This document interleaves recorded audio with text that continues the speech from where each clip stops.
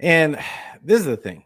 I don't want to be too hard on fans because I did exactly what I should not have done before I started writing my notes about this game. And I went on Twitter Spaces right after, which I shouldn't have done. I shouldn't have done it. Because I should have known that people were going to be overreacting, and it just got me in a bad mind space. And I just had to get out of there and just breathe for a second. But the reality is, guys, the football is a game of momentum. We were fully in control of that game, but I was telling my wife when the game was going on in the first half, I was like, I don't like the fact that we're not taking advantage of these 3-and-outs, like that we just kept getting. Like the defense had a stranglehold in the first half on this game, and we weren't taking advantage. We didn't take advantage. We just weren't taking advantage of our opportunities. And I get it, the weather, but I felt like and I've talked about this on previous shows, but Kyle has this thing about when it's an obvious game plan decision, he just won't do it. He just won't do it because because for whatever reason he wants to prove that he's the smartest guy in the room. He has a big ego. I think it's well documented. But my issue is that, so like, you're in rain, it's pouring outside the field. It looks like they're playing in the kiddie splash pool, and your guys don't have a lot of footing. Why are we doing a whole bunch of bells and whistles? Why are we doing a bunch of QB power and like all that kind of stuff? This was the time when we should have leaned on the fact that we have the more talented roster and just overpowered these guys. And I heard somebody talk about, they should have just kept running up the middle. I'm not necessarily saying all that. What I'm saying is that when you have a more physical roster than the other team, a more talented roster, you don't have to run up the middle. Kyle's shown that he can run the ball 20 different ways.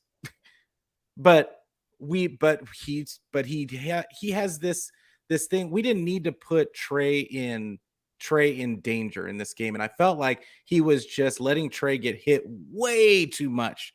There was a couple of really uncomfortable moments in that game where I was really afraid that Trey got almost knocked out of the game.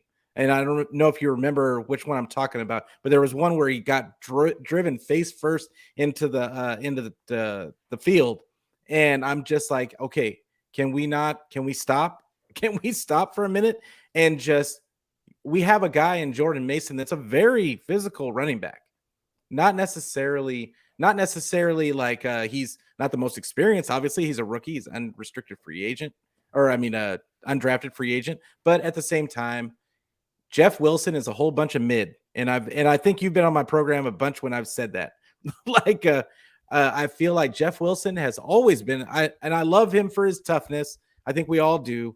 He's a great guy, to have on the team, and he's a great locker room guy. But the guy is a whole bunch of mid. And if you look at the box score, it immediately, our running game went away when they put Jeff Wilson in the game. He was averaging 2.4. We went from like 6.5 yards a carry to 2.4 out of nowhere. And I thought that was a prime time to get the bigger, more physical running back in the game to impose your will on the other team. Now, with that being said, like I said earlier, I don't think that this is not a deal breaker for this team. Did they make mistakes? I completely agree with you about the penalties. We looked undisciplined on defense but you know what? The defense was on the field so much that they were giving themselves more opportunity to be undisciplined and for bad things to happen. They, in my opinion, they didn't control the clock enough, even though I think they won the time possession battle. It wasn't, Justin Fields only had to throw the ball 17 times in this game. Somehow Trey had to throw the ball 11 more times than he did. Why?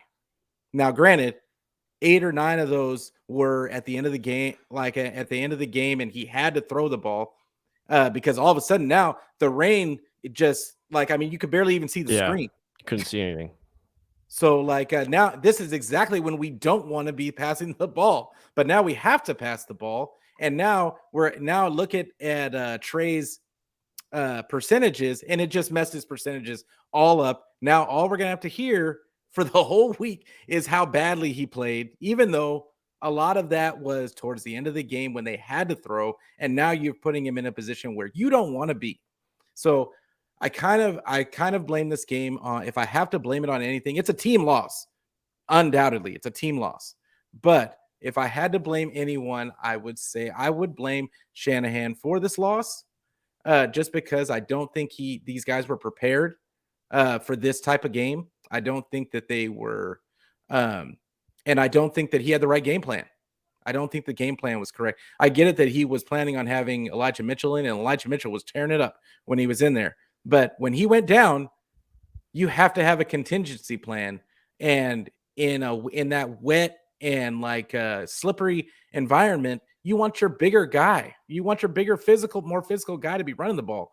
Like and granted, I want to say one more thing before we go back to you, but the because everybody's going to come down on Trey about the interception and the turnover. And Trey came down on himself about it. And which I give that kid a ton of kudos for that. Like, but this is the thing. Debo had a fumble. Are we going to kill Debo and say Debo? And he had a couple of drops too. Like, are we going to kill Debo and say Debo's? We need to replace Debo? No, we're not going to do that. We're going to chalk it up to the weather, and we're going to say, oh, Debo's going to build up to it on the next game. Like, so give the kid the same courtesy. That's all I'm saying.